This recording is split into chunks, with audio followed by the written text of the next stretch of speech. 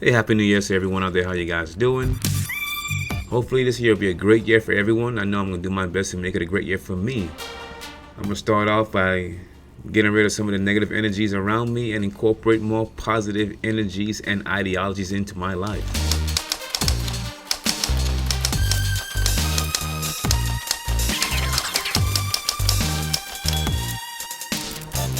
Yes, why is cancer on the rise?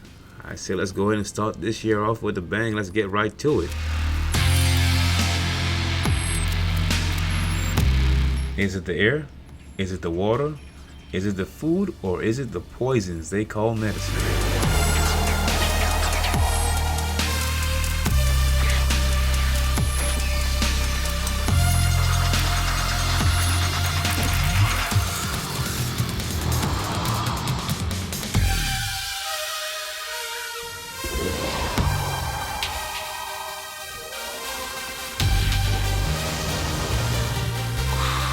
Or is it a combination of them all? Let's take a look, shall we? And remember, I'm just scratching the surface. I urge you to do your own research on the topic.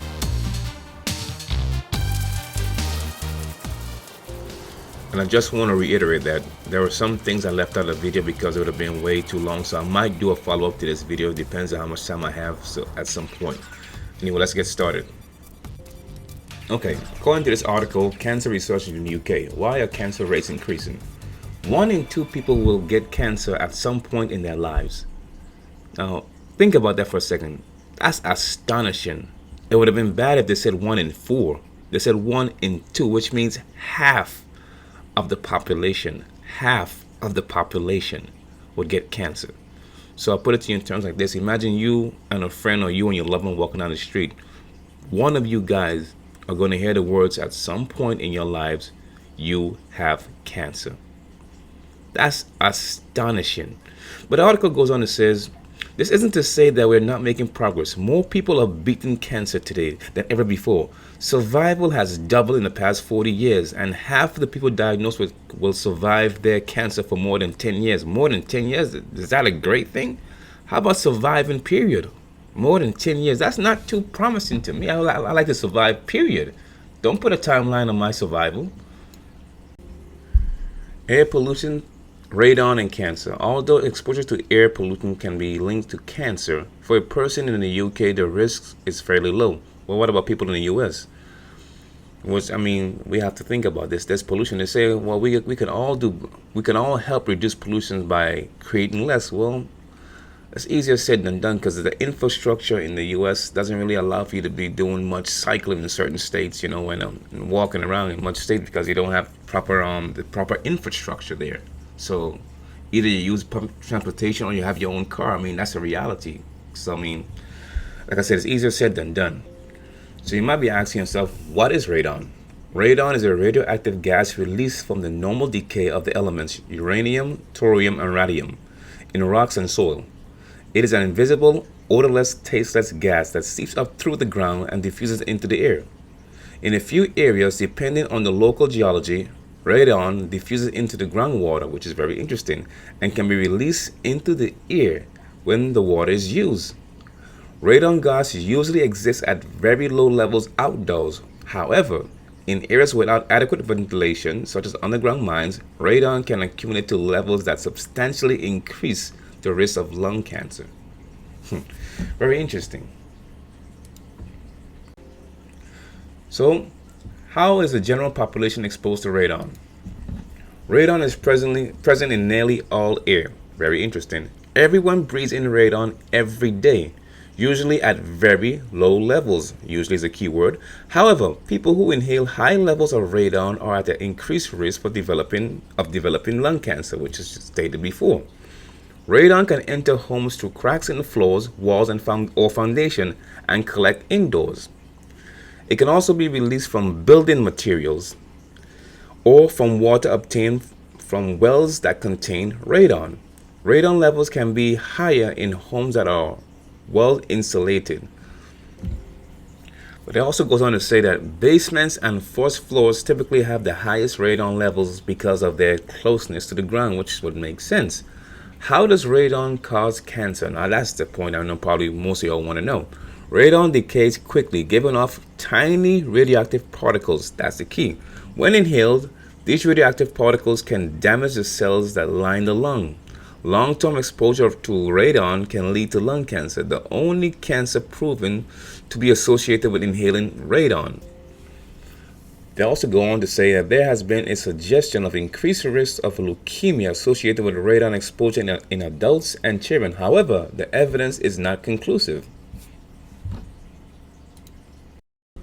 How many people develop lung cancer because of exposure to radon? Cigarette smoking is the most common cause of lung cancer. Radon represents a far smaller risk for this disease, but is the second leading cause of lung cancer in the United States. Scientists estimate that 15,000 to 22,000 lung cancer deaths in the United States each year are related to radon. That's amazing. So if it's that small of a number, how many people actually die each year from cigarette smoking is a question you should ask yourself. For those of you that want to smoke, I'm going to cover that more later on in the video. Hey, again, the choices are yours. I'm not telling you what to do or what not to do. Air pollutants' impact on cancer is grossly underestimated. Carcinogens are all around us, so scientists are broadening their ideas of environmental risks. Well, carcinogens, for those of you who don't know, are roughly cancer-causing agents. So, here we go again. Air pollutants. Now, let's read this article just a little bit. You can read the rest yourself. You know how we do it. No, this is an article. I'm not sure when it's dated, but the information is still solid. In November last year, an 8-year-old girl became China's youngest person to get lung cancer. So I want you to think about that for a second. An 8-year-old girl. This story is kind of heart-wrenching to me because I have an 8-year-old girl as well, so I couldn't imagine my 8-year-old with lung cancer. I mean, who would want that for a child to have to go through that type of ordeal? The cause, according to her doctor, was fine particulate matter that accumulated in her lungs and led to malignant changes in her cells. Air pollution has been enveloping Chinese cities in smog, periodically closing schools and businesses and drastically reducing visibility. See, I know many of you probably thinking, well, that's China. We don't live in China. We live in America, or we live in Europe or Australia, whatever the case is. But corporations all do the same thing. They put profit before people. Okay? And this is really, really sad that at a young age, this is what she has to go through. Now let's get into some numbers now. The IARC has evaluated a total of 970 natural and artificial agents and identified 464 as having some level of carcinogenity to humans. With some overlap, a catalog by the United States National Toxicological Program lists 240 substances as known or reasonable anticipated human carcinogens. Some cancer-causing agents occur naturally, such as aflatoxin, poison compounds produced by moles that grow in nuts, seeds, and legumes. Others are man-made, such as ionizing radiation from medical imaging and various commercial chemicals. Yet, of the now this is very, very, very important. Yet of the 80,000 chemicals in commerce, only a tiny fraction has been tested for its carcinogenicity. Now, only a tiny fraction out of 80,000 chemicals. That's amazing. The proportion of cancer attributable to the environmental carcinogen is subject to debate. The most widely cited estimate made in 1981, that's a long time ago, attributes 2% of U.S. cancer deaths to pollution and 4% to occupational exposure. Those figures are dwarfed by the numbers for smoking and diet. Again, those of you that want to smoke, you go ahead and do what you want to do. I am not telling you what to do and what not to do. Which claim 30% and 35% of the burden, respectively. The article goes on to say that the true burden of environmental induced cancers has been grossly underestimated, and a global estimate by the World Health Organization is much higher. 19% of the world's cancers and 1.3 million deaths annually are attributed to environmental and occupational factors. By now, we should all know the term fracking. Well, did you know fracking may release cancer-causing air pollution? Of course, they don't tell you that part. But let's move on to this next article, shall we? Talk about benzene. Benzene and cancer risk. What is benzene? Benzene is a colorless, flammable liquid with a sweet odor. It evaporates quickly when exposed to air. Benzene is formed from natural processes such as volcanoes and forest fires. But most exposure to benzene results from human activities. Benzene is among the 20 most widely used chemicals in the United States, and that's a fact. You can find benzene in your toothpaste, your mouthwash, your soaps, your shampoos, your creams, your food, your sodas. Oh yeah, it's in everything. It's even in your baby products. Yes, that's true. It's a fact. You don't have to take my word for it. I urge you right now, stop this video and go look at your products you use, and I guarantee you will find benzene in something that you use. It is used mainly as a starting material in making other chemicals, including plastic, lubricants, rubbers, dyes, deodorants, drugs, and pesticides. What a long list. In the past, it is also commonly used as an industrial solvent. It's a substance that can actually dissolve or extract other substances, and as a gasoline additive. But these uses have been greatly reduced in the recent decades. Benzene is also a natural part of crude oil and gasoline, and therefore motor vehicle exhaust, as well as cigarette smoke.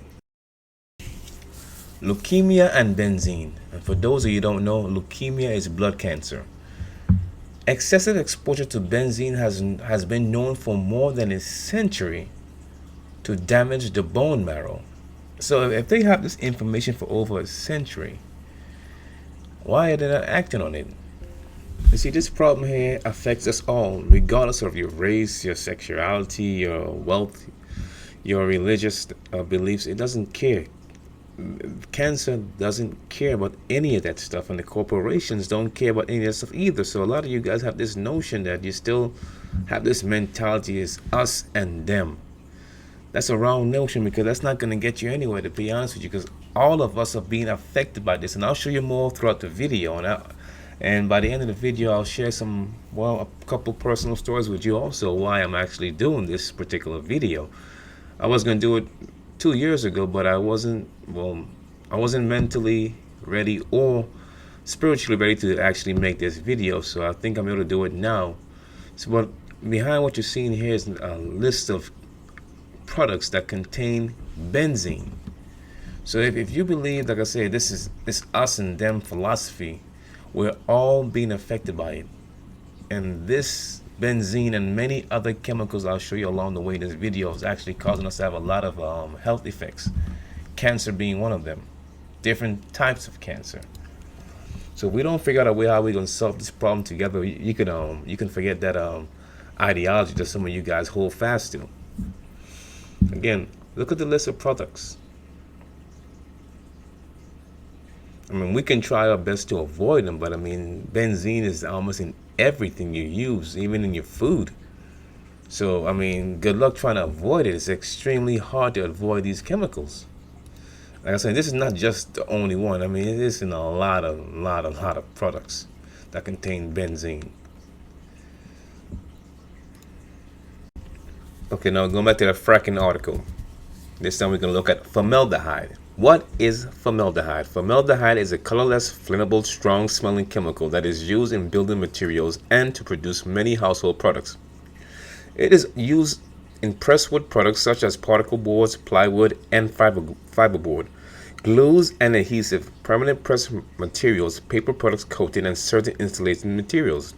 In addition, formaldehyde is commonly used as an industrial fungicide, germicide, and disinfectant, and as a preservative in mortuaries. Yes, this is what they put into the dead bodies, and medical laboratories. Formaldehyde also occurs naturally in the environment. It is produced in small amounts by most living organisms as part of normal metabolic process. Can formaldehyde cause cancer? Although the short-term health effects of formaldehyde exposure are well known, less is known about the potential long-term health effects. In 1980, laboratory studies showed that exposure to formaldehyde could cause nasal cancer in rats. This finding raised the question of whether formaldehyde exposure also causes cancer in humans. In 1987, the United States Environmental Protection Agency, the EPA, classified formaldehyde as a portable human carcinogen under conditions of usual well, usually higher or prolonged exposure.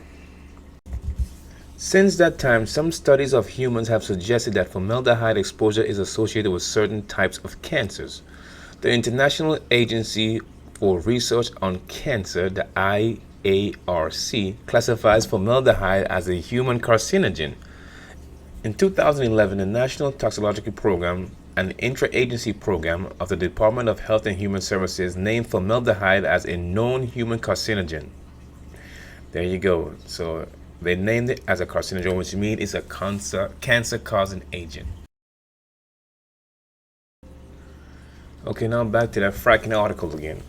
While fracking may release cancer-causing chemicals into the air, a community science study has found residents trained to take air quality samples record high levels of benzene, hydrogen sulfate, and formaldehyde near shale gas extraction sites in the U.S. While based on a small number of samples, the study published in the Environmental Health adds a new site of potential health threats to fracking. So they don't tell you all that stuff when it comes to frack. Let's just drill, get the natural gas, but I always have a trade-off. But like I said before, when it comes to corporation, it's always profit over the people. That's just the way it is. I mean, in a capitalist society, it's always going to be profit over people. They'll deal with the people later on. Matter of fact, in most cases, they actually have money set aside for the actual lawsuits. So, I mean, the evidence is there. I saw a couple of articles, and it was dated back, well, they were doing some research from back in the early 1900s, and the cases of cancer back then was 1 in 30. Today it's 1 in 2. So we've gotten to the point where it's not if you're going to get cancer, it's when you're going to get cancer. Think about it.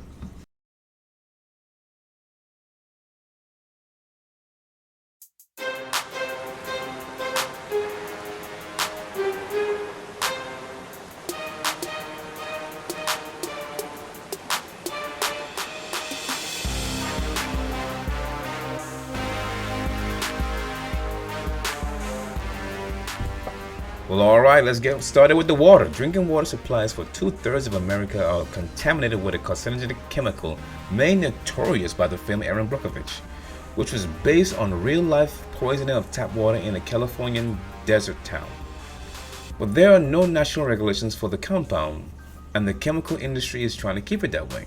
The Environmental Working Group, the EWG, released analysis Tuesday for more than 60,000 tap water tests conducted nationwide, finding that chromium-6 and hexavant chromium is in the tap water of more than 218 million Americans.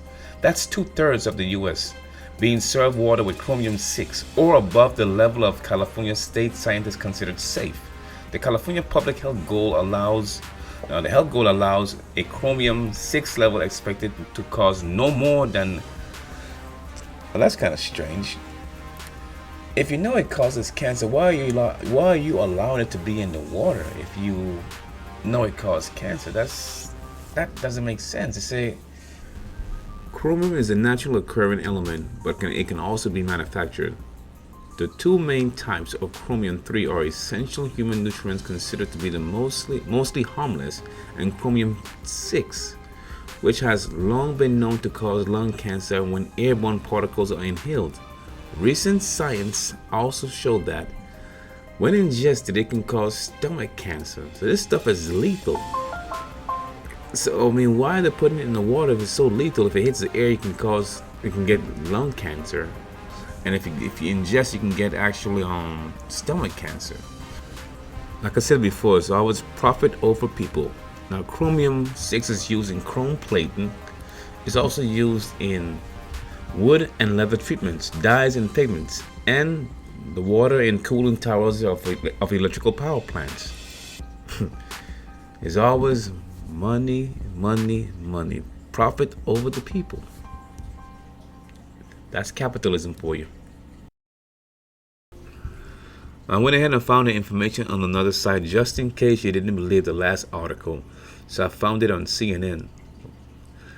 And I know some of you guys gonna say that's the mainstream media. I don't want to hear anything they got to say. Yes, but don't totally disregard the mainstream media. A lot of times they have good information on their site, and if you search their site yourself, you would find it for yourself. But I know some of us totally anything to do with mainstream, we don't want to hear it. You know what I mean? I understand. I understand. It all depends on your level of your awakening that you're at. So I understand. But I would just urge you not to completely cut it out, because you can find a lot of good information because they got a lot more resources than the average person. So some of the reporters that actually work for these companies, they actually write stories, and sometimes they don't actually make it to the air, but they still write the story, so it's still on their website, so you can still find that information buried in their website. So I'm just saying I wouldn't totally disregard it. But according to CNN's website, they're also letting you know that Oklahoma, Arizona, and California had the highest levels statewide of the chemical. So that's letting you know that those three particular states had ridiculously high levels of this stuff. And any amount of this chemical in the drinking water is lethal. I mean, in my opinion, if it causes cancer, why would you want to have it in the drinking water? I'm not saying somebody actually pour it in the drinking water. I'm saying that it's actually seeped in there from industrial purposes, or whether it be a factory or something, it kind of actually seeped into the drinking supply. So, what I'm saying, if you know something causes cancer, it should not be anywhere in anybody's drinking water at all, period, at no level. That's my opinion, at no level at all. I mean, that's like somebody saying, hey, take a small dose of this arsenic. Well, I mean, we all know arsenic can kill you. I don't want to take it as a small dose or a high dose. I don't want no dose of arsenic. And by no means is this the only chemical you have to worry about in your drinking water, or the only thing, period, you have to worry about in your drinking water. There are many other chemicals and other things you have to worry about in your drinking water. I did not cover it here because of time constraints, and I'll be here all night if I was to cover it all. I mean, cover it all in one video. Like I said before, I might do a follow-up video. It depends. I'm one person, so I have a lot of stuff on my plate. But I urge you to actually do your own research on this particular topic of cancer. I mean, really do your research. There's a reason why they have this increase in cancer, where it's now 1 in 2 people. And I don't think some of y'all can really wrap your mind around that. 1 in 2 people, that's half the population. That's insane. But there's a reason for it. There's a reason. And later on in the video, I know I'm going to get to a point where some people are going to hate me and ask me, well, what are we supposed to eat? What are we supposed to drink? What are we supposed to do? What? I mean, look, I don't have the answers, okay? I'm just providing information. Only thing I can say is do the best you can do, because it's going to be extremely hard to avoid everything that has chemicals that can cause cancer. I mean, it's just the way it is, because we the people, all the people, regardless of race or sexuality or religion or whatever else you want to have to put yourself in a category. Like I said before, these corporations, they don't really care about any of that stuff. That's used to divide the people, divide and conquer. If we're divided, we can't pay attention to what's actually going on. This problem ails us all. But I know some of us can go in our own camp and say, well, it's going to be this one particular set of people that's doing it. No, it's not one particular set of people. Okay, let's just get that out of your mind. But I know some of us are going to have our own ideologies, and I understand that, and I respect that. Cool, no problem. Just know I don't follow that type of ideology. It doesn't make sense, because I see a bigger picture, and I'm going to explain that later on in the video as well. But what I wanted to touch on real quick here, though, is it said, meanwhile, if your drinking water contains chromium-6, the best way to filter it out is with reverse osmosis combined with a superior carbon filter. Bottled water is not a solution, since many types of bottled water are simply repackaged tap water, which is true. So I'm telling you, if you have water that contains chromium-6, is the best way to do is actually use a reverse osmosis system. But also, a lot of times when we use a reverse osmosis system, it might be only on the drinking water you're using in the kitchen for your tap water. But what about your skin? It's just one thing we also, I buy water also, and I know it's not a protection. I just buy water because I can't stand the way tap water tastes. It tastes nasty to me, period. But what about your skin? We completely neglect the skin, not realizing the skin is the largest organ on the human body. It encompasses from your head down to your toes. Do you want chromium-6 going over your skin? Don't you think it's going to leach into the skin, go into the bloodstream? I know we don't think about. I mean, it's amazing when I see people put stuff on their skin, on their bodies, as if they forget that the skin is a living and breathing organism. I don't. Nevertheless, this is not what this video is about. I urge you to do your own research. I mean, your own research on this particular topic, please. So, moving on to the next topic. This is the one I'm going to get in trouble for.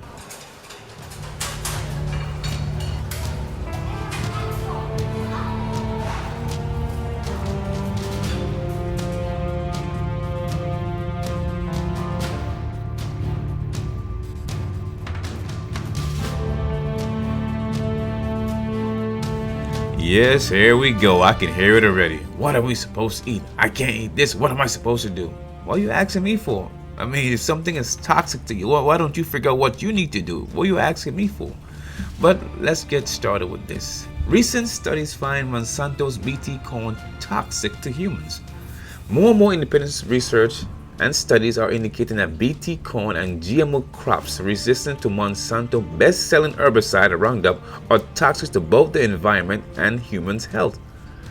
Well, that's no surprise anybody studied GMO, right? But just a side note, it was really hard for me to find any products that didn't contain GMO corns. I mean, you would be surprised how many products contain GMO corn. I could see why they don't want to label it in the United States, because you go in the store and you have nothing to buy. It'd be like, wow, everything contains some type of GMO corn, GMO soy, something that's genetically modified.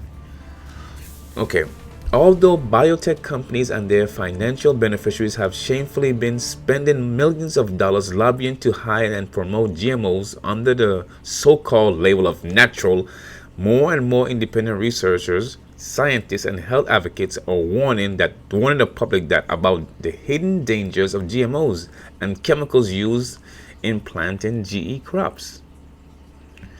So you gotta wonder, well, why do they want to keep it a secret? Well, it's obvious. Now, it says in another study published in the Journal of American Science, the researchers found clear signs of damage to livers, kidneys, and small intestines of rats that were fed Monsanto BT corn.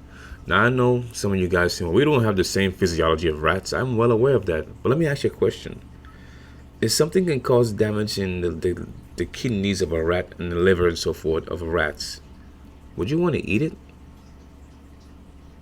That's just a question. Don't get mad at me. Don't cuss me out. Well, you can cuss me out. It won't do you no good anyway. But I'm just saying, if it causing rats to have this problem, I know we have different physiology. Would you want to eat it? Just a question. The researchers also found out that the BT corn has negative effect on the foundations of sperm cells and male fertility. Well, why does that sound familiar? They're always talking about reducing the population. The population is getting to be too big. Y'all better start thinking about a lot of different stuff other than just this so-called race versus race, because the problem is a lot bigger than you think it is. Moving on. Now here's the good stuff now. Another study published in the Journal of Applied Toxicology revealed that Monsanto BT corn is toxic to humans even at small exposure. Interesting. These results are pretty worrying. Risk assessment requirements for genetically engineered plants and pesticides need to be rigidly enforced. In the light of these findings, we think that the commercialization of these plants is not in accordance with EU regulations. Well, I know for sure in America they don't really care about any regulation, because that's why they won't even label it. At least in Europe and other parts of the world they would label it, but in America they spend millions of dollars lobbying to make sure that doesn't happen. Of course, profit over the people. You're going to hear me say that a lot of times, because that's what it is. Profit over the people. That's a reality. Capitalism. Fact or myth? Do genetically modified foods cause cancer, lung damage, and birth defects? Well, this is a fact. In order to make crops more resistant to pests, scientists insert a special gene called Bt toxin. That's funny. Derived from I ain't even gonna go there. Bacteria. into corn and cotton plants. The toxin attacks the stomach lining of nibbling insects, killing the pests within a couple of days of ingestion. That's crazy, man. More than 65% of the U.S. corn crops contain this special gene that produces the insecticide. This says more than 65%, so more than half. So I was correct. So good luck trying to find any product that contains corn that is not genetically modified. It's not 100%, but it's 65%. Another alarming fact: 80% of the processed food items in your local supermarket contain genetically modified ingredients. This means that if you are in the United States, or if you're a United States resident, you are undoubtedly eating genetically modified foods. Like I said in a video I made a couple months or a long time ago, I eat genetically modified foods not because I want to. I don't eat processed food, but the stuff is not labeled. So they're telling you now 80%. 80%.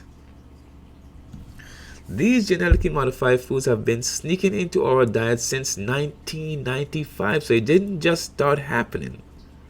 1995. All right. When the Environmental Protection Agency, the EPA, analyzed the first genetically engineered plant, corn, today 90% of several U.S. crops are grown with genetically engineered seed. What? Where's the outrage? You see, y'all only focus on this thing about police brutality, and you don't even see the bigger picture. I don't see nobody protesting this, or none of you guys. This is 90% of the 90% of several U.S. crops are grown with genetically engineered seed. 90%. And you're not upset? Ain't nobody raising Cain about it. That's that's not that don't fit the MO, right? Because they don't have the racist cop, right? Nobody wants to talk about that, right? Man, can't y'all see, man? Drop this stupid concept. Us versus them, and is one side, and we're gonna have this big race war. We are all being affected by what's going on. This is a classic strategy: divide and conquer. Divided, we cannot see the bigger picture. 90% of our food is genetically modified, and you guys ain't seen this. So even if you live in the United States and you think you're not eating GMOs, a good chance you are. So we're gonna have to go back to the land and have to farm, for those that can farm, or find a trusted seller. This is a reality. They're telling you even a little portion of this Bt toxin is lethal. It's toxic to the human body. I'm sorry. I mean, why would you want to take a chance with it? But I mean, it's your life. You can do what you want to do. It's up to you. I'm showing you here the information. And it's showing you here also that this particular Bt corn, it says the American Academy of Environmental Medicine, AEM, states several animal studies indicate serious health risks associated with genetically modified foods. These health risks include infertility, which means they're trying to cut down the population, lung damage, cancer, immune impairment, vitamin deficient, premature aging, so you can see it in a lot of us, damaged insulin regulation, liver, kidney, heart, and spleen dysfunction, higher rate of mortality, which means people are dying, or the animals are dying in this particular case. But I know you might want to say, well, I'm not an animal, I'm a human. Their physiology is totally different. Okay, I get that, I get it. But let me ask you a question, the same question again. If you know it's doing this to animals, why would you want to chance it on you being the human? I'm not worried about the corporations, because they're going to do what they got to do for money. But why would you want to eat it? Why would we not protest as a unit, collectively, all of us, say, no, we don't want to take that chance? But we have better things to do, fuss at each other over petty differences. Can we come together on what we have in common? Like this particular problem here, there's something we have all in common. We all want to give our families the best food we can. But if this is the choice that we have, where it's total garbage, what do we have to look forward to? Infertility, lung damage, cancer, vitamin deficient, premature aging. Then you wonder why we have so many health problems and the rates of death in this country. Like I said, when I get to the end of the video, you'll see what I'm talking about when you look at homicide. Because since y'all want to focus only on homicides, by the time I get to the end of the video, you'll see that homicides is minuscule when you compare to what's really killing most people in America. But I'll say that for the end though. The truth about cancer: educate, expose, eradicate. Soy, corn, cotton, sugar beets, and alfalfa. Consider how many foods you eat that contain these crops. Farmers spread the crops, killing the weeds, keeping the GMO Roundup Ready crops safe. Your safety isn't their problem. Welcome to commercial agriculture.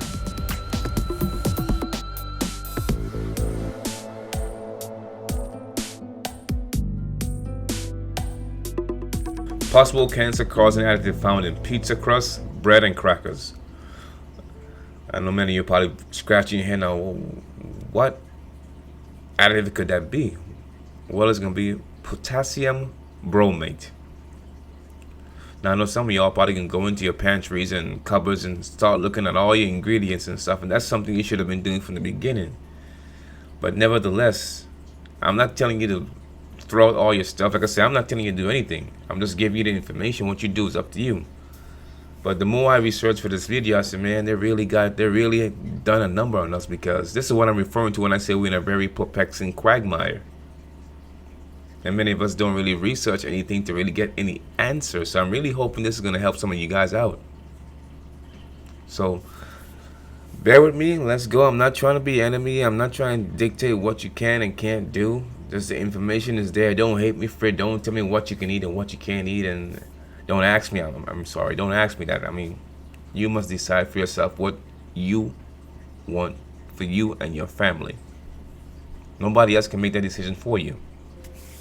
Scores of common baked goods contain potassium bromate, a possible cancer-causing additive, according to a new analysis by the Environmental Working Group. The non-profit agency found the chemical in 86 breads and other baked goods, including such well-known products as Hormel Foods breakfast sandwiches, Weiss Kaiser rolls and French toast, and Goya turnover pastry dough. Potassium bromate is added to flour to firm up the dough, help it rise, and give the finished bread a fresh white color. However, it has been linked in animal studies to cancer and tumors. Research also has shown that it can damage genetic material in human liver and intestinal cells, causing breaks in DNA strands and chromosomal damage. Wait a minute, man. Breaks in the DNA strand? You talking about, well, wait a minute, what kind of stuff is this? You talking about mutations, and if it can cause breaks in your DNA strand. In 1982, researchers in Japan published the first series of studies showing that potassium bromate causes cancer in the thyroids, kidneys, and other body parts of rats and mice. I know some of you might be saying, I'm not a rat, I'm not a mouse. I know, but do you want to take that chance? As a result of these findings, countries around the world banned the additive, but the USA Food and Drug Administration held back, in part because of the amount of potassium bromate that remains in bread after baking should be negligible, less than 20 parts per billion. That's interesting. So other countries realize the dangers of this particular additive and they decide to ban it. But of course, the United States, where I guess capitalism reigns supreme, so where profit comes way before people, is the same reason why we can't get any type of labeling on GMO foods over here in America, because there's always profit before the people.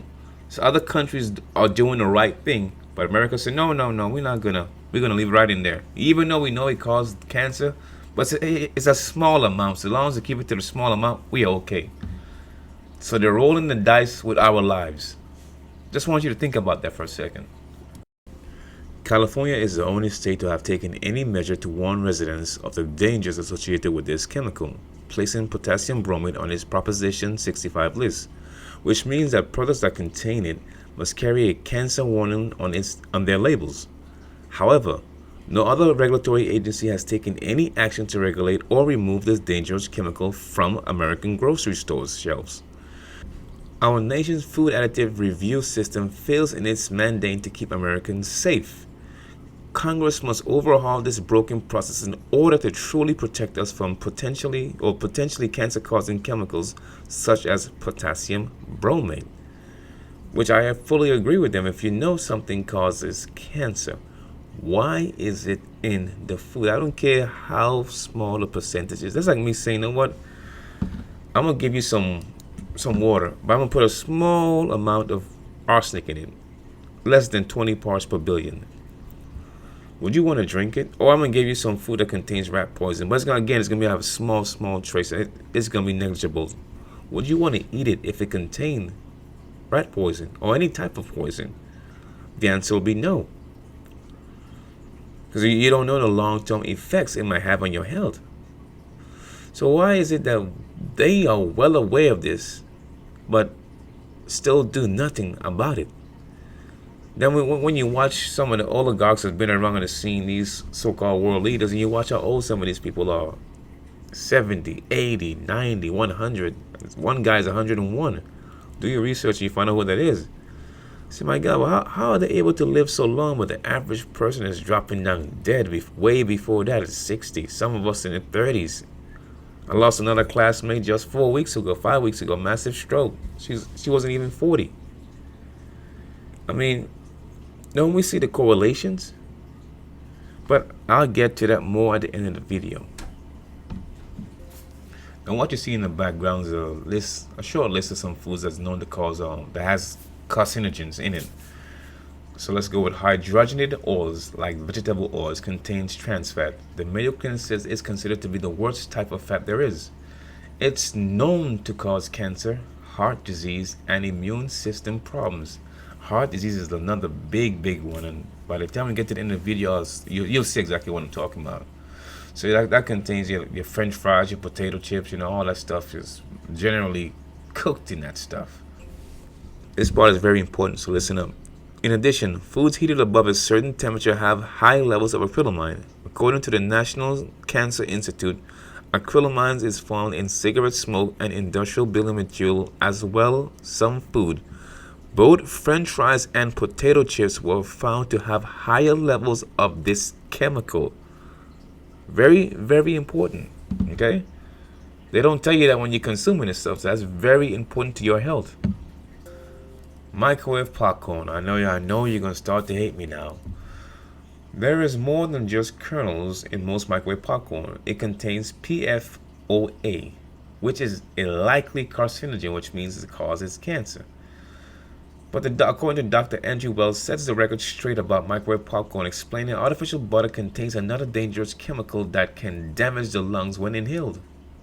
In fact, a couple of years ago, a Colorado court awarded a man $7.2 million settlement for popcorn lung, which is a lung condition from inhaling too much microwave popcorns. I know y'all getting the knives out and you're getting your billy clubs and your bats and ready to beat me up, and hey, I am just providing the information. Please don't get mad at me. The information is there. It's been there.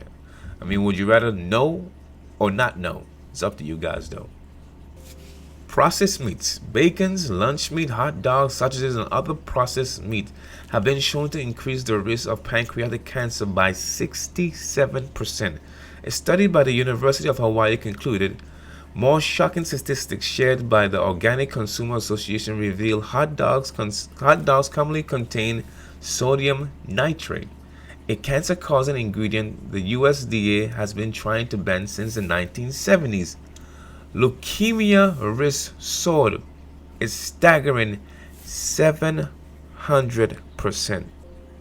with hot dog consumption. I'm going to let that one sit for a while. I'm going to move on to the next one.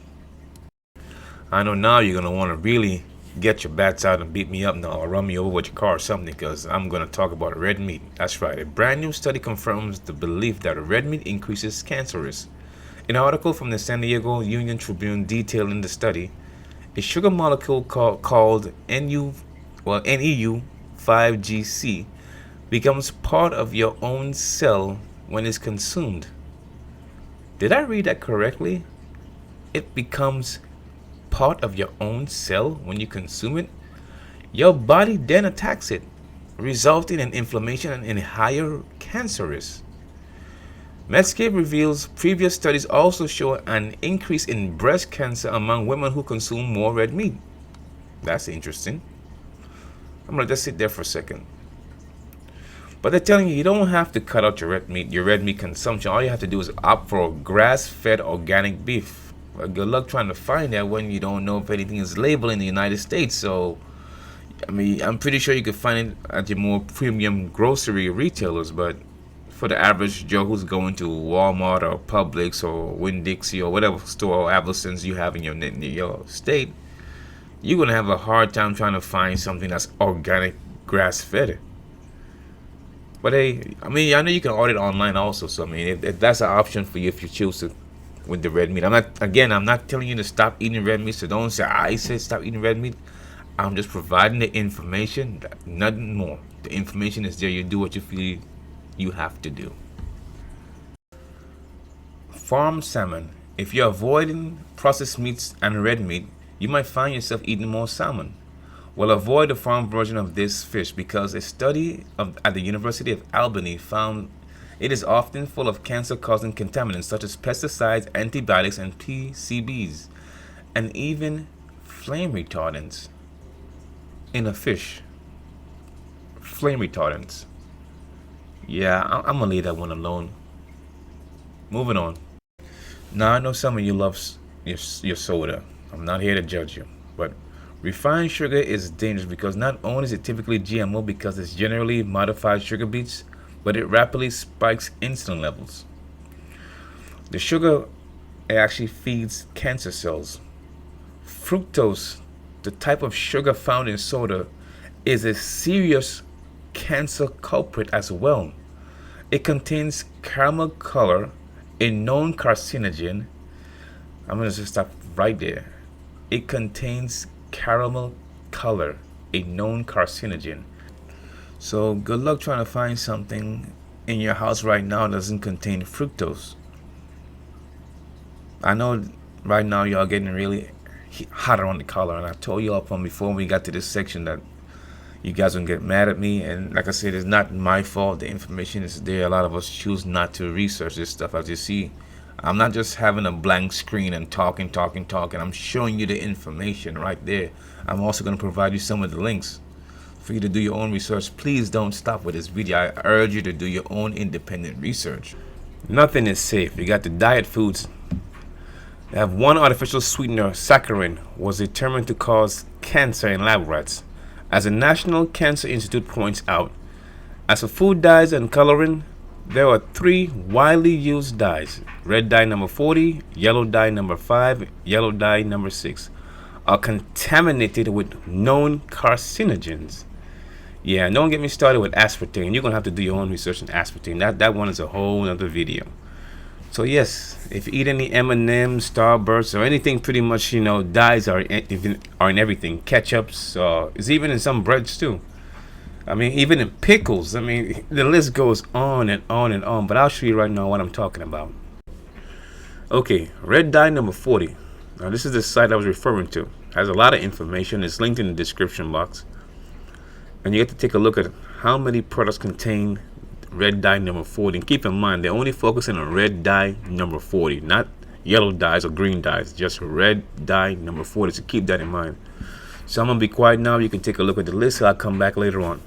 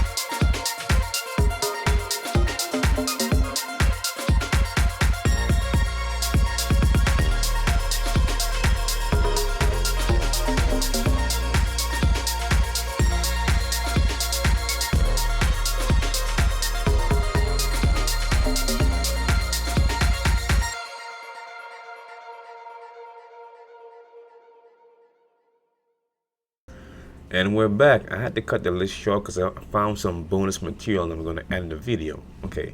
Artificial food colorants, specifically red and yellow dyes, are in a tremendous amount of foods available on the market today.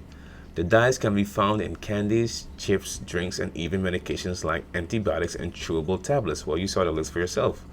Restaurants use food dye coloring in many of their dishes, and one of the most popular dye is Red 40. Each food dye alone has been approved by the FDA, but manufacturers do not always use the dye alone. They combine dyes to get specific colors. The FDA has not tested food dye combination. Now, this is very important now. It says, the common dye, Red 40. Patients tend to have higher sensitivity towards Red 40, which has been linked to seizures. Well, I got to do a video on seizures because I have personal experience with that. Hyperactivity, ADHD in children, lack of focus, and possibly carcinogenic attributes. Although deemed safe for human consumption by the FDA, this does not take into account the possible effects from ingesting a combination of different dyes from various food sources. Livingstrong.com reported that combining food dye yellow 4 and blue 1 to make green actually reduces the brain cell generation in animals. The most common food coloring including Red 40, Red 2, Yellow 4, Yellow 5, Blue 1, and Brilliant Blue FCF. These chemical additives can overwhelm the central nervous system. So in short, man, what they're telling you, tips to help with food coloring. Always check labels and avoid processed foods and soda, which I know can be hard, but just do your best.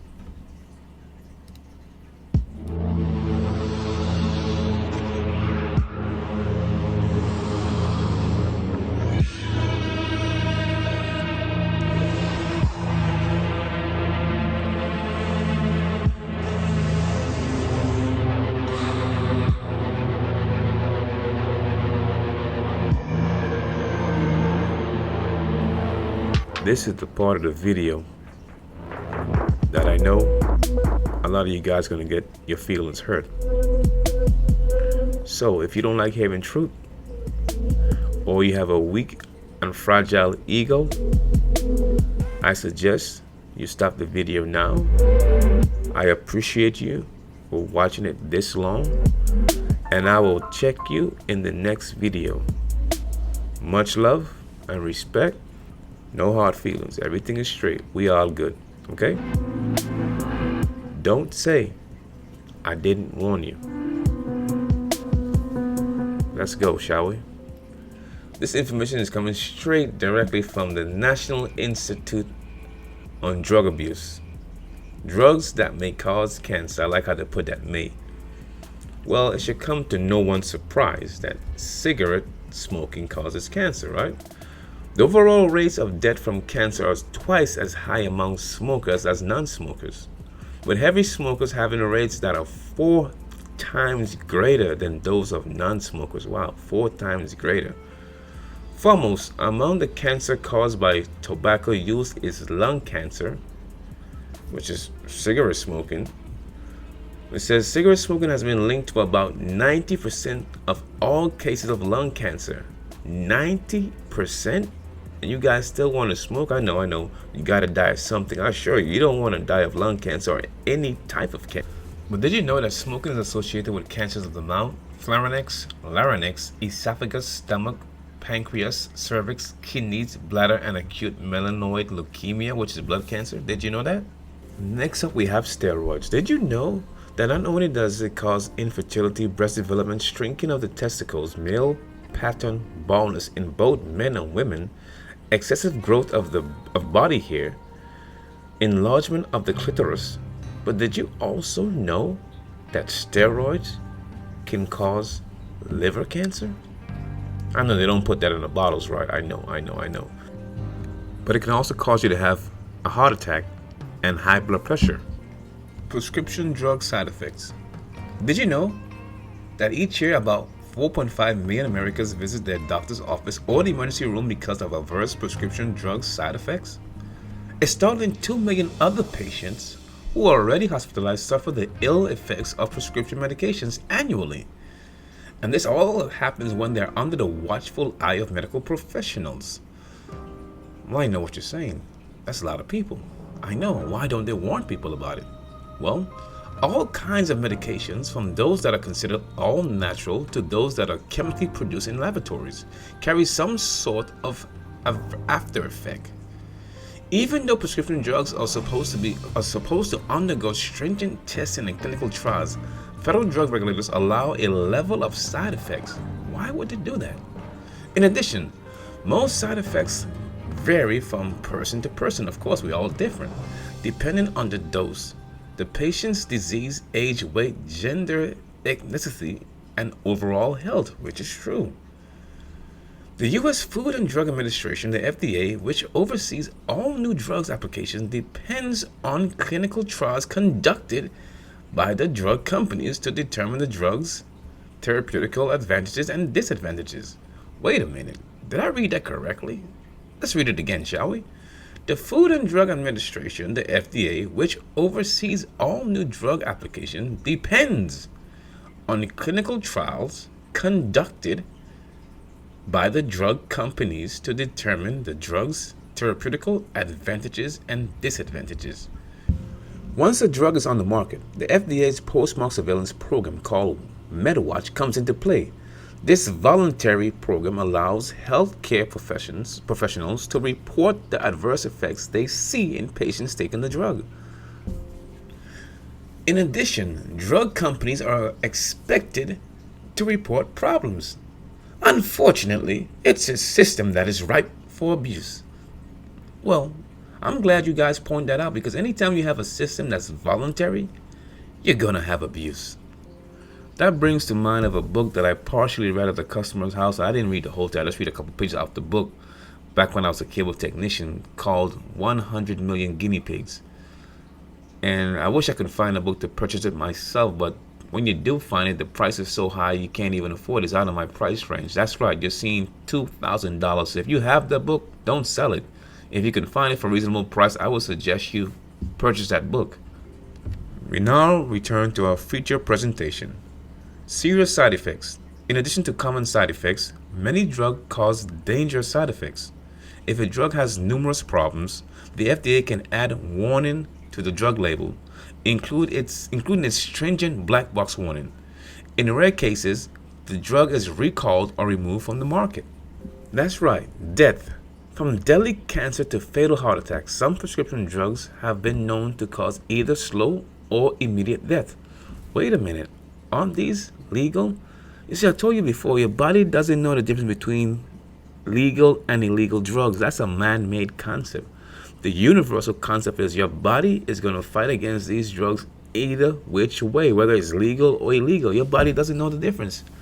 That's a man-made construct. All right. Sometimes prescription drugs such as penicillin stimulate allergic reactions that cause anything from itching to an anaphylactic response, which can lead to death. In other cases, a drug can cause a deadly heart attack or a stroke.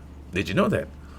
Which has been seen in patients who take type 2 diabetes drugs, Avandia or Actos. So imagine you taking something for your diabetes and you end up with a stroke or a heart attack. I guess I'll take my chances with the diabetes without the drugs. I'm just saying, that's just my thought. Other drugs may cause patients to do things they wouldn't ordinarily consider, including suicide. Such drugs as Accutane and other antidepressants has been linked to suicidal thoughts or actions. Story time! I remember back when I was working in the same cable company, which I don't work for anymore, but I was in a wreck. Somebody hit me, I was in the right. But even though I had to go to the doctor, so that was making it, I'm trying to condense the story, that was making it hard for me to go to the doctor and stuff. And I couldn't understand why, because I was the kind of employee who was there all the time. I was actually the kind of employee that actually believed when they said we, they actually meant we. But I've since realized when they say we, they actually mean them, not we. So I always say the company. I never say my company I work for. I say the company. But nevertheless, after a period of time, I was so depressed that I had to go see a psychiatrist, and they gave me some kind of antidepressants. And anybody that knows me know I don't take no drugs at all. So went home and did my research, and well, before that, the guy who gave me the prescription drug, the psychiatrist, He told me, well, you got to be careful when you take this drug because it has a 5-day loading period and you just can't stop taking it. That's red flag number one. I said, okay, no problem. So he said also, it just has some other side effects, but it's nothing to really be concerned about. I said, red flag number two. I went home and did my own research. I said, wait a minute, this thing can cause you to have suicidal tendencies. I said, wait, it's bad enough I'm depressed. You're going to give me something that have that maybe cause me to have suicidal tendencies. So you know what I did. I took my chance without the medication. Needless to tell you, I'm fine. That was about 12 years ago. Wow, time goes by. Yeah, 12 years ago. I'm good. So I'm just giving you that quick story. That was a really condensed version of the story. All right, moving on. I know we're talking about cancer, but I'm going to give you a little bonus material. Heart conditions. Some problems sometimes related to the heart, including heart attacks, congestive heart failure, long life heart damage, and cardiomyopathy, have been linked to many prescription drugs. Sometimes the drug causes an increase in water weight gain, which causes heart failure or heart attack. Such is the case with Avandia and its sister drug Octos. Other drugs, including the painkiller Celbrix, have been proven to do so. Yes, cancer. Probably one of the most shocking and overwhelming side effects of prescription drugs is cancer. Perhaps that's because most people spend their lives avoiding known carcinogens such as cigarette smoking. When patients learn that their prescription drugs can be carcinogenic, they feel angry and misled. One of the most shocking medications cancer connections came when tamoxifen, a drug used to treat breast cancer, was found to increase the risk of uterine cancer. In addition, Octos, a drug that is supposed to alleviate diabetes symptoms, is linked to an 80% increased risk of bladder cancer in those taking the drug 2 years or longer. Okay, what you've been watching in the background is a list of drugs that the FDA recalled. So I stopped right here in this one called Bextra, because remember I told you guys what the accident I was in, the same accident I was working at a cable company and I was so depressed. Well, I said I didn't take prescription drugs. That's not 100% accurate. I took one of these pills called Bextra, just one, because I was in such pain because the accident I was referring to, somebody T-boned me, so the hit the right side of the truck, which is the passenger side, pushed me through a wall, crushed the front of the truck. So the right side was crushed, the front of the truck was crushed. So I was in excruciating pain. So I said, man, against my better judgment, I took one pill, one of these pills, Bextra pills. Man, let me tell you something. My eyebrows, I had no clue that I could swell up. Man, I looked like I was in a fight with Mike Tyson just from one pill. I said, never again will I take any prescription medication. That was back in 2000. I took the drug back in 2002. So look at the lifespan from 2001 to 2005. Look at the side effects though. Serious cardiovascular adverse events like death or stroke, increased risk or serious skin reaction like toxic epidural. I mean, look at the symptoms. So imagine for a second, gastrointestinal bleeding. So imagine if I took this drug the way I was supposed to take it, or the way how the doctor recommended me take this drug. I probably would have already been gone out of here already, or either on my way out right now. You see, that would have damaged my heart or some other part of my body. This is a good thing I decided not to take this stuff anymore. So the doctor he went ahead and prescribed me one after I got back to him and told him I couldn't take it. He went ahead and prescribed me Vioxx. I'm gonna talk about that later on because it's in the video, it's in the recall as well.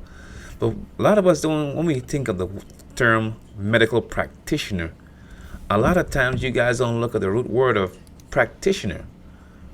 What is a practitioner? A person engaged in the practice of a profession, occupation, etc. A person who practices something specified. What are they practicing? Medicine. Who are they practicing medicine on? You. But you really don't connect the dots. So you hear something, someone says, I'm a medical practitioner, or I practice medicine at XYZ location. You also ask the doctor, where is your practice located? And you say it, but you still don't understand it. You ask them where is their practice, which means they have not mastered medicine yet. They're still practicing medicine. Like the book stated, 100 million guinea pigs. We are all guinea pigs, and we really don't see it. So when these doctors tell you things, you take them on because they have authority. I'm a doctor. I went to medical school. That doesn't mean anything to me. Let me tell you something. I know my body better than any doctor. Period. Like you guys say, that's a fact. I built my body from the time I was born, and guess what? I'm gonna build my body when I die. Can any doctor match that? I'll wait for an answer. All right. Going on the list, you can see many drugs that were actually recalled, but they were once approved. But yet they were recalled because the clinical trials, because it's a voluntary system. This is what I was trying to show you. If you have a voluntary system, well, it's gonna be prone for abuse. So I read all that stuff before to bring you to this point here, and it gets a lot deeper than this. So if you hang on to the end with me. We almost done. But when we nearing the end, I'll admit that it's probably gonna get a bit rough for some of you guys. Get a bit frustrated, maybe. You might be angry at some of the things I'm gonna say. But I'm not your enemy, trust me. I'm trying to point out something to you. But here is Vioxx. Now imagine if I actually took this thing. I never took one pill of this thing. After what happened to me with Bextra, I said I'm never taking no more prescription medication. But look at this thing. Increased risk of heart attack and stroke linked to about 27,785 heart attacks or sudden cardiac deaths between May 20th, 1999 and 2003. 27,000 heart attacks or sudden cardiac deaths. Now I'm just going to touch on some of this information now. Oxybenzone. This is one of the most troublesome ingredients found in the majority of sunscreens. Its primary function is to absorb ultraviolet light. However, oxybenzone is also believed to cause hormonal disruptions and cell damage that may provoke cancer, according to the EWG. Now imagine you taking this to avoid getting skin cancer, or yet you end up with cancer anyway, because it may, according to this article, provoke cancer.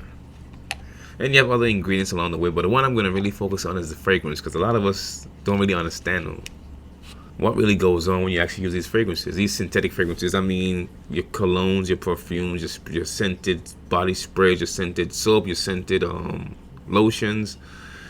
What else? You spray when you spray out the bathroom, because the bathroom might be stink. Also, those Glade plugins, those are all synthetic fragrances as well. And also, you got synthetic flavoring, but that's something totally different. But that synthetic, it's in a lot more products than you believe, and it's very, very, very harmful.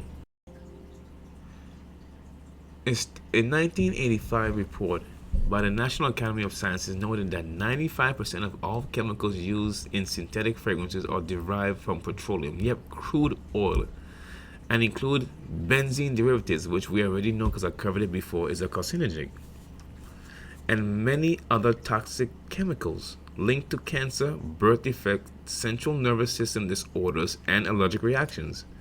A 2001 study by the Environmental Protection Agency, the EPA, found that synthetic fragrances were often shown to contain hormone disruptors linked to abnormal cell reproduction. So I have to ask a question. If the EPA studied this back in 2001, and they found this, these are their findings now, not mine, that was found to show that they cause hormonal disruptions linked to abnormal cell reproduction, which is code word for cancer.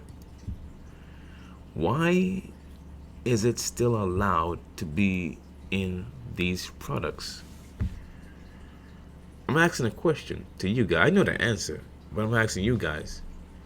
Because I know some of y'all are getting mad. Oh, Lord, we can't wear the perfume. We can't wear our colognes. We can't wear my body sprays and lip balms, or anything that has a fragrance. Anything that has you really believe that that's real cherries you're smelling, or real vanilla? That's synthetic. It costs too much to use it in the product, so they have to make it in a lab. It's much cheaper. You are going to die.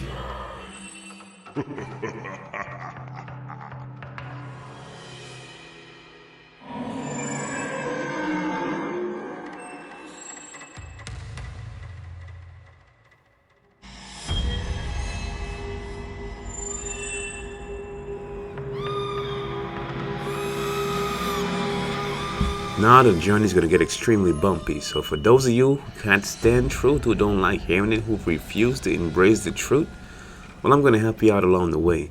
So, I appreciate you guys. Subscribe, rate, comment. So until next time, love and respect, and I'll see you guys later.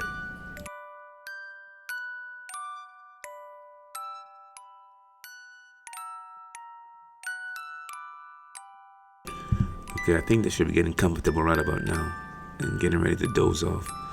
So for those of you that choose to remain and who are not afraid to embrace the truth, as I said before, it's going to get extremely bumpy. But you made it this far, so you might as well stick it out to the end. So let's finish this journey together. Well, it's time to jump in the driver's seat, buckle up, and let's get this show on the road. According to the CDC, Centers for Disease Control and Prevention, leading causes of death. Well, we have out in front, we have heart disease with 614,000, cancer close behind with 591,000. Then we have chronic lower respiratory disease with a distant third. Accidents is going to be in fourth place with 136,000. Strokes is going to be with 133,000. Following close behind that, we have Alzheimer's disease with 93,000. Diabetes is going to be 76,000. Influenza and pneumonia is going to be 55,000. Then we have the one neurosis, the neurosis, I'm not for sure how you pronounce that. It's going to be at 48,000. Unintentional, well, I'll take that back. It's going to be intentional self-harm is going to be at 42,000. But where is homicides? Where is homicide? We got blood poisoning at 11, liver disease at 12, hypertension, renal, which could also be high blood pressure, is going to be at 13, Parkinson's at 14. But hold on, folks, we have 15. We have homicides. We have homicides at 15, holding close at 15. What we going to do? So we're talking about homicides. That's all we want to speak on is homicides. You know, the boys in blue killing down the brothers in the street. The boys in blue killing down the brothers in the street. We have homicides holding tight at 15, bringing up the rear at 15, trailing way behind heart disease and cancer. What we gonna do? We're gonna have any outrage about the cancer that's killing us, or the heart disease, or the chronic lower respiratory disease? No, we're holding steady at 15. All we want to focus on is the homicides. Don't pay no mind to the blood poisonings or the suicides, no, or the diabetes that's holding strong at number 7. No, we're going to pay attention to the homicides at number 15. Well, I just told you that heart disease at number 1 is 614,000. Cancer is trailing close behind with 591,000, but we're going to focus on the number 15 cause of death, homicides. Oh yes, I tell you, something must be wrong with our thinking. We must have a pattern on stupidity. That's what I think we do, because we're going to focus on homicides only. Am I telling you not to focus on anything else? Of course not. I'm not going to tell you what to do, but I'm telling you, hey, homicides is not the leading cause of killers in the United States. But I understand your outrage. Am I telling you to ignore the fact that you've been gunned down the street? No, I'm not saying that, but I'm saying look at the bigger killer. We got heart disease holding fast at number 1. Cancer is close behind, and close behind that we got the lower respiratory disease. I don't hear no outrage in the street about that, but as the video go on, I'm gonna show you that this list is a little bit wrong, because they have an actual number 1. So when the actual number 1 is gonna move heart disease to number 2, and then your homicides is gonna be number 16. But I know by the time I get to that part in the video, you're gonna really be in your feelings, because I'm coming on strong. I told you it was gonna be a bumpy ride, so strap on in, because I said it before and I say it again. I tell the truth. The data doesn't lie. You can talk all you want, but I prove my point with facts. Oh no, with all the talk we heard about homicides in Detroit and Chicago, we would assume they would have been the number 1 and 2 positions. But oh no, out of nowhere, who do we see? The District of Columbia with a lead like Seattle slew. Coming in second, we have Louisiana, Mississippi, Alabama, Arkansas, South Carolina, Missouri, New Mexico, Maryland, Delaware, and Oklahoma.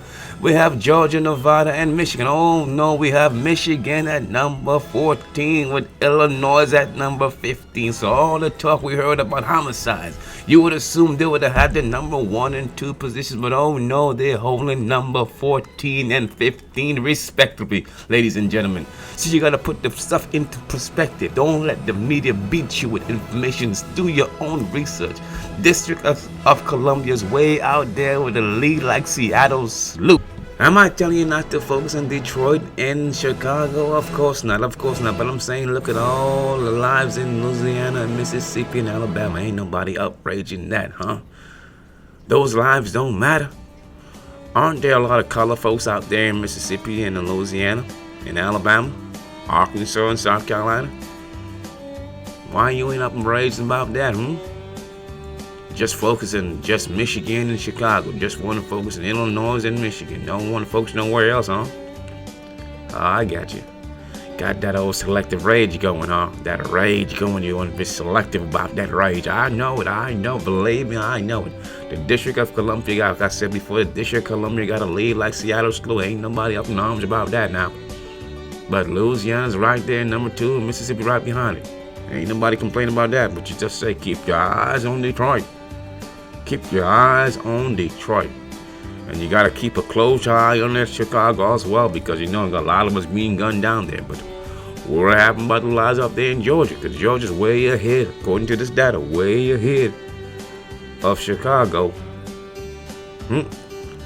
South Carolina's way ahead of Detroit. Ain't nobody saying nothing about that now. So you got that old selective rage going. I understand. We want to have that selective rage. We don't want to see the data. That's what it is. Oh my gosh. I can't believe it. Wait a minute. Somebody must have put something in it. We have a new front runner. According to the data in 2013, there were 664,000 legal induced abortions. That's right. 664,000, which means we have a new front runner. That means heart disease goes on to number 2 and cancer is going to be number 3. According to the data, it says abortions were reported by the CDC from 49 reporting areas. The abortion rate for 2013 was 12.5 abortions per 1,000 women aged 15 to 44. And the abortion ratio was 200 abortions per 1,000 live births. But hold on, it gets worse. Compared with 2012, the total rate and ratio of reported abortions for 2013 decreased. That's right, decreased by 5%. So we can really estimate that it was closer to 700,000 at one point per year. Additionally, from 2014 to 2013, the number, rate, and ratio of reported abortion decreased 20%. Oh my God, that's astonishing. It decreased 20%, 21%, and 17% respectively in 2013. All 3 measures reached their lowest levels for the entire period of the analysis, 2004 to 2013. What does that tell you if it decreased that much, 20%? So it was safe to say it was almost close to 1 million. I don't hear no outcries about that. I know. It ain't just African Americans. I'm well aware of that fact. But according to this data, abortions are the real number 1 killer. Now I know you're getting antsy, you're getting hot.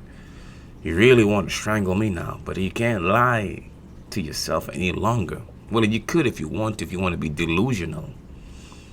You can get mad at me all you want. The data is there. I didn't write this stuff. I don't work for the CDC. If they're hiring, damn it, you're looking for somebody, hit me up. Because the data doesn't lie. All right, changing gears for a second. What does abortion have to do with cancer? Not a damn thing. Why is it in the video? Well, you know me, I put in bonus material. So with that being said, let's move forward Do you know how much money cancer generates a year? Take a guess. Let's start at 500 million. No, it's more than that. Let's go to maybe 700 million. No. 800 million. No. A billion? Nah. 20 billion? Nah. 50 billion? Nah.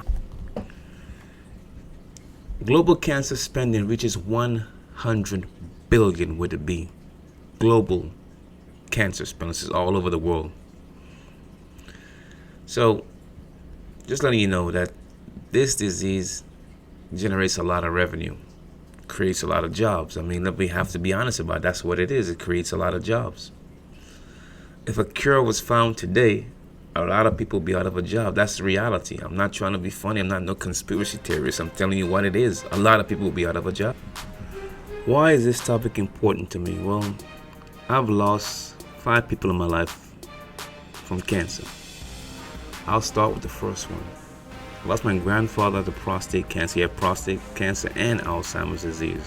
What a deadly combination. He died in 2001. Shortly after that, my grandmother, breast cancer. Fast forward many years to about 2013. I had an uncle died of prostate cancer October 22nd, but before he died, that was a troubling year for me in 2013 because I was laid off from a company I was working for 6 years on September 5th, 2013. So right after I got laid off, he died. Fast forward again to March of 2014. I lost another uncle, prostate cancer. And this is the reason why I couldn't make this video just yet, because the person I'm going to refer to, well, I'm going to mention, is very important. Still very important. The person I used to take counsel with and ask advice even when I didn't want to hear that advice. I would ask for it. And this person was truly a selfless person. They would give you their last.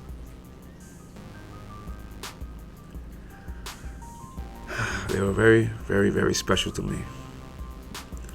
And on October 12th, 2014, 10:19 p.m., my mother died from breast cancer. So I am not without empathy. I am not making a mockery out of anyone.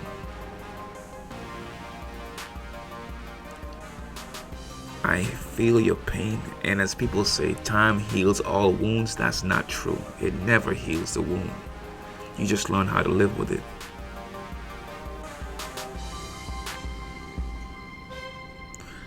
Thank you guys for watching, and I'll talk to you guys later.